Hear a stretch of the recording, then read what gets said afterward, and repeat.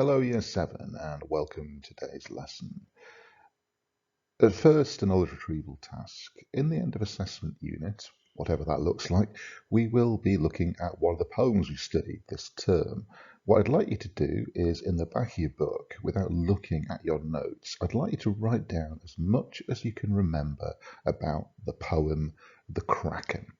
And that could be information about the rhyme scheme, it could be information about the structure, it could be about the content, it could be about any images, particular lines, what happens in the poem, what the poem's about.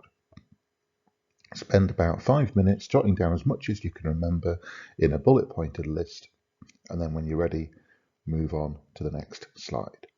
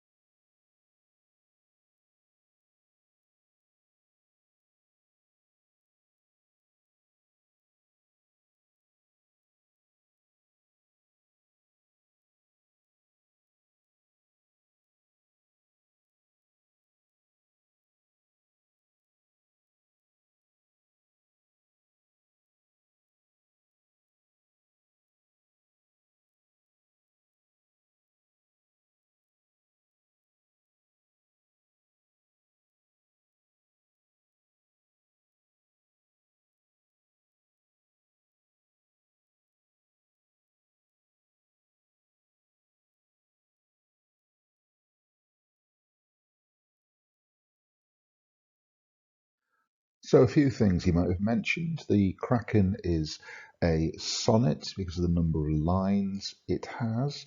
The rhyme scheme varies. The rhyme scheme changes over the course of the poems. It's got three different rhyme schemes.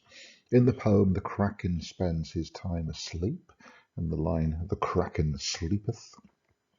In the poem, the Kraken dies when he comes to the surface. In roaring, he shall rise, and then seen by men and angels, and then he dies. Comes to the surface at the end of the world, which is the latter fire, so then only be seen once, and that is at the end of the world. He lives at the very bottom of the sea, in the quote there, far beneath in the abysmal sea, or what do you call it, beneath the thunders of the upper deep. Other creatures that are down there, millennial sponges and sea worms, which, if you remember, he battens onto and eats. Lives his life in the darkness, so far down that faintest sunlights flee. The light is described as sickly, and is never disturbed. His ancient, dreamless, uninvaded sleep. And you might remember, if I told you this, that the poem is written in what is called decasyllabic iambic pentameter. Now, decasyllabic means there are 10 syllables to each line, because dec means 10. Iambic is to do with the beat, and you don't need to worry about that too much. Pentameter means that each of those syllables is paired. So you've got 10 syllables, but within the poem, each syllable is kind of paired. Again, that's to do with the beat. So if you think about the line, below the thunders of the upper deep, it's actually got a kind of rhythm to it. And this is de-dum, de-dum, de-dum, de-dum, de-dum. Below the thunders of the upper deep. And each line has 10 syllables and has that kind of internal rhythm, which just helps you understand how to read the poem. So you might have got some other information, but that's the stuff I remembered about the Kraken. Today we're going to think a little bit more about Isabella Bird. If you remember, we met Isabella Bird yesterday on her voyage to Japan, and she was a Victorian adventuress. And one of the reasons we're looking at Isabella Bird is that women in Victorian society often get forgotten. We tend to think about Victorian society as a very patriarchal world, but there were plenty of women who were involved in trying to change things and trying to challenge the idea that a woman's place was in the home. And Isabella Bird was one of these. I want you to think about the idea of being a pioneering adventuress, because that's what Isabella was. She was pioneering and she was an adventuress. So I'd like to start off with these two words, pioneering and adventurous. What do you think the word pioneering means? And what do you think an adventurous is? And I've put the one we did the other day about mist in there to remind you what these look like. Now, what you'll need to do is you'll need to do a little bit of research. If you don't know what these words mean, you're going to have to find out. I'm not going to tell you because you need to be able to learn how to find things out. So use a dictionary, use the internet, ask someone, and try and find out what the literal meaning is. What does the word pioneering mean? What is an adventurous? What connotations might those words evoke? How do they make you feel when you find out what they mean? And what could a deeper meaning be? What could pioneering be beyond its literal meaning? What could an adventurous be beyond her literal meaning? I think I've given you a clue there. Spend about 5 minutes finding out that information and then move on to the next slide.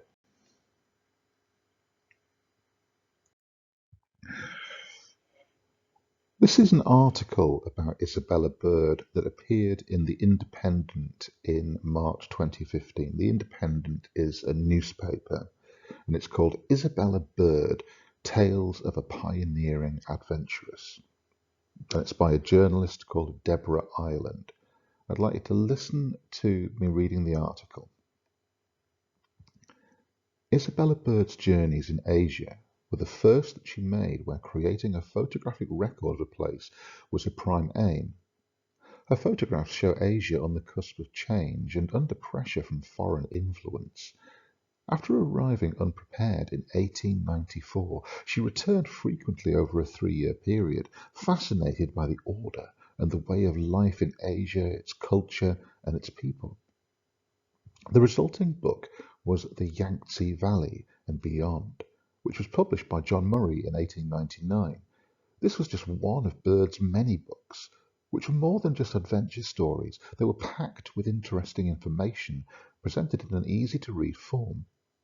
Her books were engaging, accessible, and entertaining, and she opened up a world of travel to the armchair explorer and, perhaps more importantly, to women. The adventuress who travelled and rode in all weathers, exploring remote and dangerous regions, was writing about a life in sharp contrast to the one planned for her by her parents. Isabella had been born in 1831 into a relatively wealthy religious family. However, by the end of her career, Bird's views as a respected international traveller were sought by prime ministers, ambassadors, and the newspapers of the day.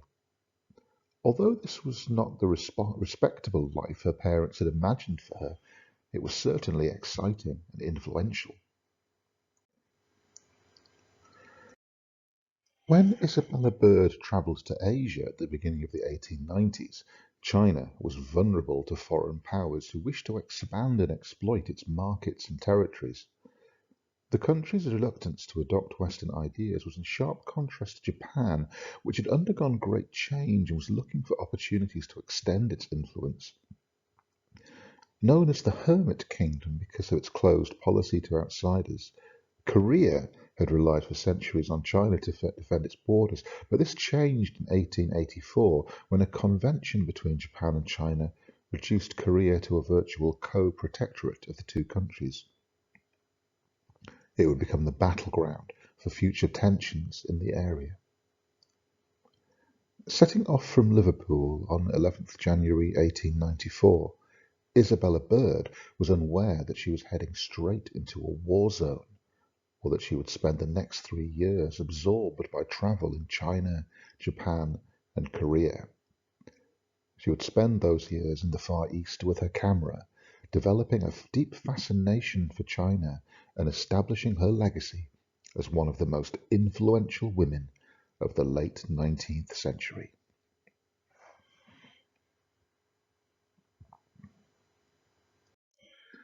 What I'd like you to do now is I'd like you to reread the first paragraph about Isabella Bird, and you'll find that article in a separate document in the assignment. And there are 8 statements there. What I'd like you to do is I'd like to read the statements, and I'd like you to note down whether the statement is true or false. And what you'll need to do, you'll need to write out the statement and then note down whether it is true or false. The first statement is, the article is about Isabella Bird's journeys to America, and what you need to do is write, the article is about Isabella Bird's journeys to America, true or false. So reread the first paragraph and then answer the questions. I'll pause this slide, by the way. Once you've answered the questions, move on. So the article is about Isabella Bird's journeys to America. That is, of course, false. It's about her journeys to the Far East. Her previous journeys had been focused on taking pictures. Well, that, again, is false because this was the first time she went out to take photographs. She arrived in China in 1892. That is false. She arrived in 1894, I think. Her book was published in 1899. That is true. She only wrote about the landscape. She wasn't interested in the people. That is false. She was very interested in the people. Her books were easy to read. Yes, they were, and that was one of the reasons why they were so popular. Her books were aimed at men. No, they weren't. They were aimed at everybody. The books were popular. Yes, they were very popular. She was very well known. So 1, 2, 3, and 5 and 7 are false. 4, 6, and 8 are true. Tick the ones you got right and correct the ones that you didn't, and then move on to the next slide. What I'd like you to do now is I'd like you to create your own quiz. What you're going to do is use the rest of the article. I've used the first paragraph. You're going to create your own Isabella Bird quiz. Your quiz should include at least 10 questions. And you also need to include the answers, but please don't include them next to the questions. Please include them below the questions. And the reason for that is I might post some of these quizzes in the Teams chat for people to have a go at. You can do up to 5 true or false questions like I did. I don't want you to do all true or false. I'd like you to use a variety of questions. You can do more than 10 questions if you like. The questions could be short answer questions. You could do multiple choice questions, fill in the blank questions. So reading through the article, I'd like you to write 10 questions, none on the first paragraph, please. 10 questions on Isabella Bird. This should take you, I think, about 10-15 minutes.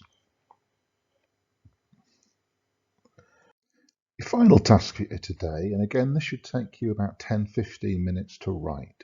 I want you to think about the idea of the 100 most influential women. Can you get Isabella Bird on that list? Why should Isabella Bird be on the list of the world's 100 most influential women? I'd like you to write me an argument explaining why. Remember, when we're structuring an argument, we try to give 2 reasons why we are right. We try and challenge a reason that someone else might give us that we're wrong. And then we give a 3rd reason why we're right. So you need to come up with 3 reasons why Isabella Bird should be on that list. Think of what she did, where she went, how she did it, the situation she found herself in, the kind of things that she was responsible for, the books that she wrote, the adventures she had, the places she went, the people she met. And think about why some people might disagree. For example, maybe there are more than 100 other women who are more influential. Maybe you just don't think Isabella Bird is that influential. Maybe the fact that not a lot of people have heard of her now means that she isn't one of the most 100 influential women. So I'd like you to write your argument as to why Isabella Bird should be on that list. If you genuinely think that she shouldn't, then you should argue that she shouldn't. But I think that will be a lot harder than arguing that she should.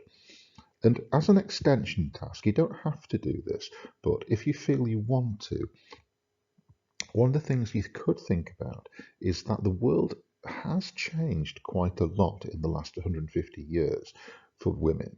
And in some ways, it's changed for the better. Is Isabella Bird, are Isabella Bird and women like her, are they still relevant? And you could add that to your argument. So I want a paragraph, and this should be quite a long paragraph. It'll take you about 10-15 minutes to write. When you've completed this, I'd like you to photograph your work for today, and that is your knowledge retrieval task about the Kraken, your analysis of the 2 words pioneering and adventurous, your answers to the true or false quiz, your own quiz, and your response to this question about Isabella Bird. Please photograph that work. Please make sure that you've uploaded it. Make sure that it's attached. And then when you're ready, turn it in.